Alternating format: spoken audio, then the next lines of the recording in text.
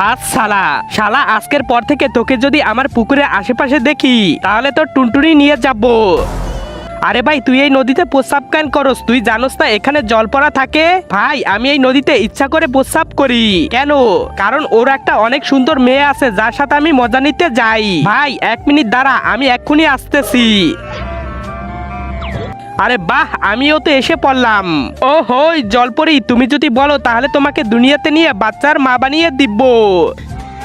আমার বাচ্চাকে মা করবি তুই? কে রে তুই, বেশি কথা বলছিস? সালা, আশেপাশে যদি দেখি তাহলে তোরটাও কেটে ফেলবো।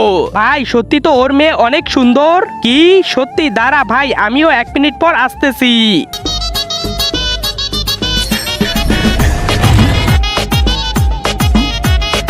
আরে ওয়াও, কত সুন্দর জলপরি। আরে সালা হারামি, আজকে তো তোকে আমি জীবিত ছাড়বো না।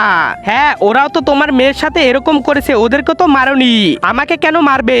তার আগে তুমি যদি ইন্ডিয়ান হও তাহলে লাইক করো, আর যদি বাংলাদেশি হও তাহলে লাইক সাবস্ক্রাইব দুইটাই করো, আর কমেন্টে তুমি যে দেশে সে দেশের পতাকাটা দিয়ে যাও। আরে সালা, ওরা তো সবাই আমার মেয়ের সাথে করেছে, তুই তো আমার মহারানীর সাথে করছোস।